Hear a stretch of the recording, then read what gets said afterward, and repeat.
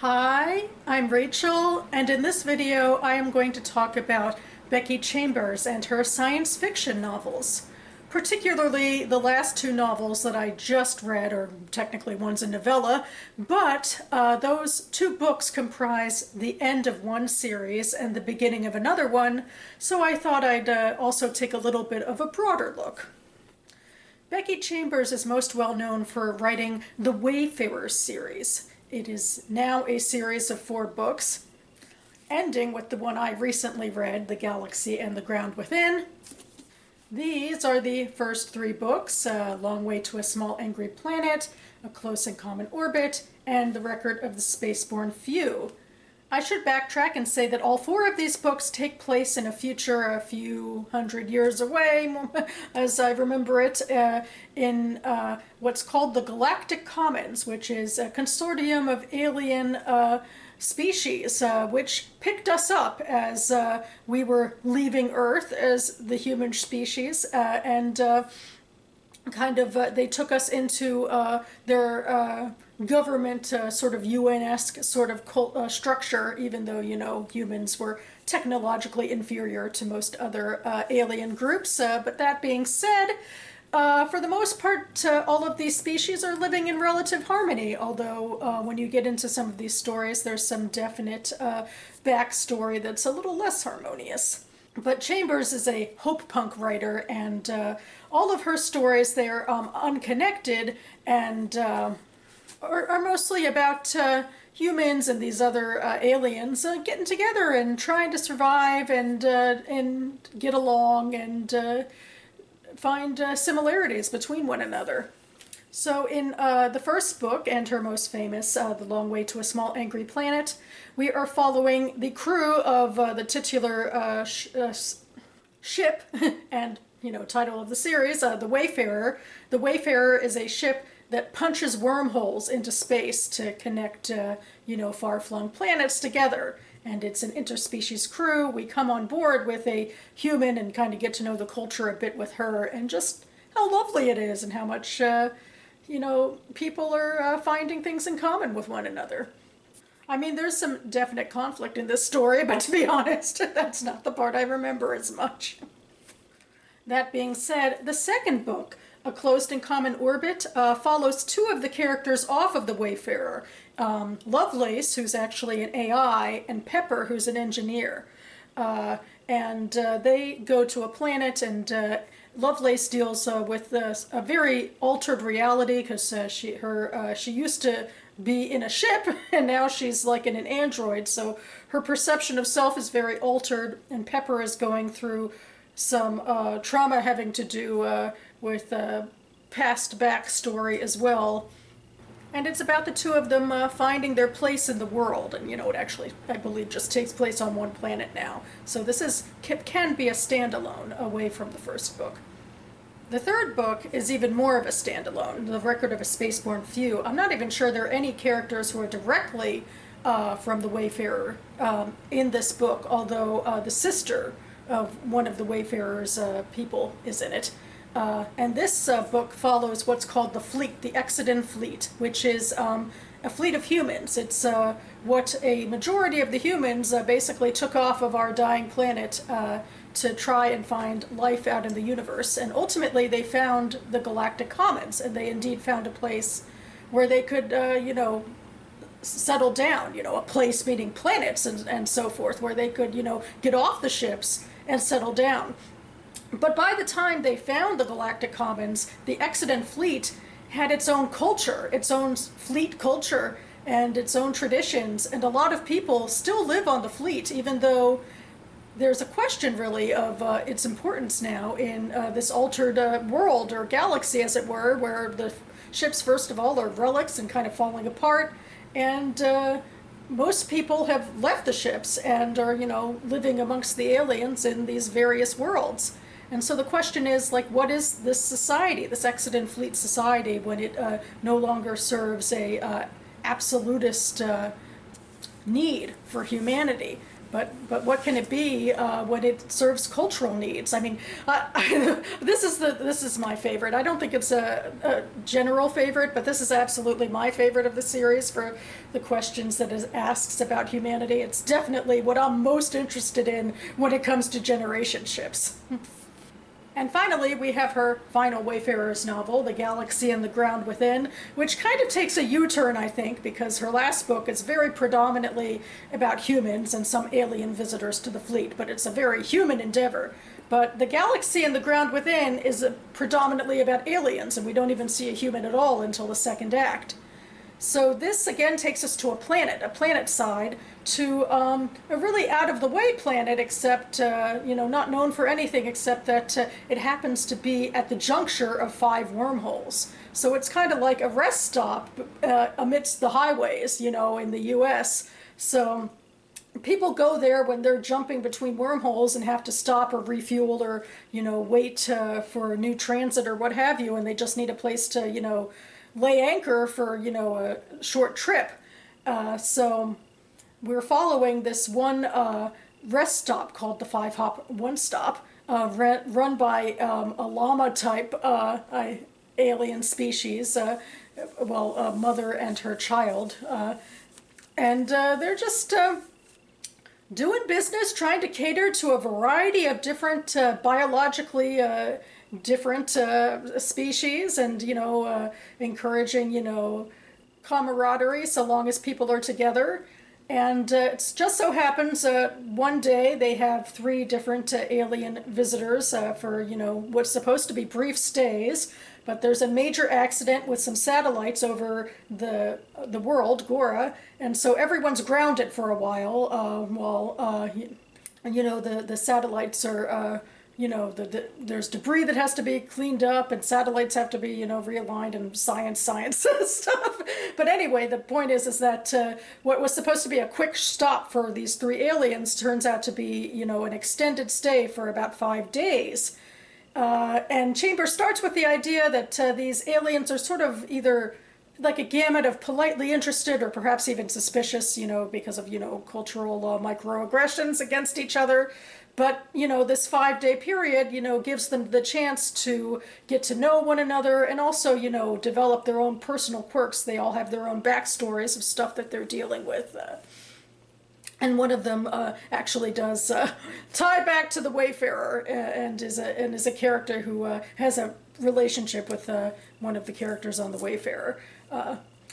And I just loved it. I mean, I think it's Chambers' homage to the idea, because I feel like in this book more than the others, I thought about how there are these, there are some political and cultural conflicts on the broader level, but on an individual level, people can learn to get along and to find common humanity, for lack of a better word. She probably has one in the series somewhere. But that, we should be able to find, that common empathetic thread. I mean, this is a series about aliens who, emotionally speaking, are very human.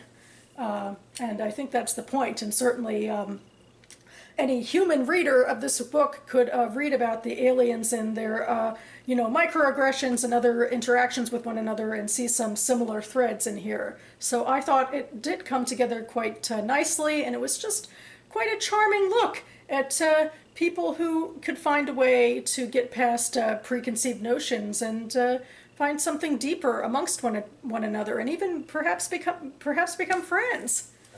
And all the while, with all of this kooky creativity of the fact that Chambers is creating all different biological aliens, so, so it's that fun sci-fi element as well. So yeah, it seemed like a nice note to end the series on, like, these people who didn't realize they'd become important in one another's lives, have a brief stay together, learn things about each other, come to, certain resolutions even in their own lives in a small little way, and then they'd go along their way in their lives. So I feel like that's sort of our sojourn metaphorically with the entire Wayfarers series. So I'll miss it, but I'm reminded of the fact that it was a good time. Chambers also wrote one standalone novel a couple years ago, To Be Taught If Fortunate. This is more realist, more hard science about a group of Earth astronauts who go in search of exoplanets that can sustain human life, although they also are altering their own biology to see if these alterations could make humans be able to endure more than we could without altering our own biology. And as they travel further and further away from Earth, they're really pulled further and further out of time and out of connection with Earth, and it becomes a rumination on what's important in the grand scheme of things as we get further and further away from, the political strife of what's happening on Earth and see the broader picture of epochs of time. A lot of people had trouble with the ending, and I did as well. I feel like Chambers' message that she wanted to convey didn't necessarily map to the characters, but it was an interesting exercise. Her new novella, which just came out, A Psalm for the Wild Built, is much different. First of all, it's the beginning of a series, a new series again, and it's much more pastoral. It takes place on a planet rather than in space, or actually it takes place on a moon, I should say. And the premise is that humans lived on this moon and they relied very heavily on robot intervention to help with their lives, but then the robots they created in factories gained sentience and decided they didn't want to work in factories anymore, and the humans let them go. And so they've basically been living on two different sides of the moon, not interacting with one another, and the humans restructured themselves to be much more pastoral, with some, I think, solar energy, I guess, that's charging the robots and perhaps charging the limited computers that the humans seem to have. The human civilization largely consists of people either living in the city or in surrounding satellite towns, and the only real profession we seem to know about is monks. And we're following one character, Dex, a non-binary character who decides that they want to leave the city where they had been working before and become a tea monk on the road. And their job is basically to pour tea and listen to whatever people want to talk about, if they want to gripe or if they want to gossip or whatever, just, unload whatever small burdens they have. Because in general, there isn't a lot of strife and conflict anymore in human society. Everyone's just sort of happily going about their business in this ecologically friendly sort of way. It turned out that when we had conflict with robots and with climate change or what have you, we were able to work around it in this hope punk world. And so, but Dex's main issue is that they never seem to be fully satisfied, and they're constantly asking, what is my purpose? And it's never fully coming together for them. So that's why first they leave the city, and then they leave the job of tea monking to go to a hermitage in sort of the wildlands, which is where Dex comes across a robot. The robot, Moscap, was sent off by its community to basically, after 200 years, assess what humans are like now and what do they need. And then from there it becomes a meditation basically on the meaning of life from the point of Dex and of this robot. And I liked it by that point. I liked, these philosophical ponderings. It was a decent-sized, length for that sort of thing. This particular novella took them to the hermitage to try to assess what they might find there in a more spiritual way than than physically, really, because it's a ruin. And then I guess there's room after that for Dex to find a new purpose, or at least a temporary purpose, in helping to introduce Moscap to more humans. And I assume that's what the rest of this series will be like. And I liked it. Although it is much different from the Wayfarers series, and maybe that was a little bit of a bias for me, coming off of the high of the Wayfarers series immediately into this, and I'm like, what? And it took me a little while to find my bearings. I really wasn't sure of what was what until Moscap entered the story. I guess because for the first few chapters, Dex is interacting with humans, and they're all more or less on the same page, whereas with Moscap, we get to, learn more about the robot world and the human world because both characters need to, inform each other about these things. So maybe it became more accessible to me at that point. So yeah, I don't think I'm going to like it as much as the Wayfarers series. I'm not as big a fan of SFF novellas as I am novels anyway, but I appreciate Chambers. I appreciate her challenging me to get away from some grimdark sometimes and try some hope punk. And I like the types of questions she's asking about the meaning of life in this conciliatory, empathetic way. I got that out of both of these stories and really out of all of the books that she's written. And so I definitely will be continuing to read her in the future. So that about covers it for me now. I will leave links to all of my Goodreads reviews for all of the Becky Chambers books I've read listed down below. I will be back on this channel in the coming days to do my August page 112 tag. I'm always very excited to add a book to my TBR doing that particular tag.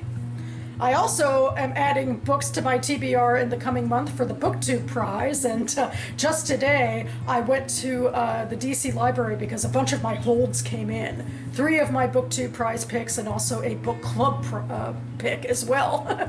So I have a lot of reading ahead of me that I will be recapping mostly in Friday Reads videos this month. Can't talk in much detail about the BookTube prize, but the rest of it I can. So I hope the rest of you are enjoying your reading in August as well, and your BookTube prize judging in August, if that's what you're doing along with me. Thanks so much for watching, everyone, and I'll see you next time.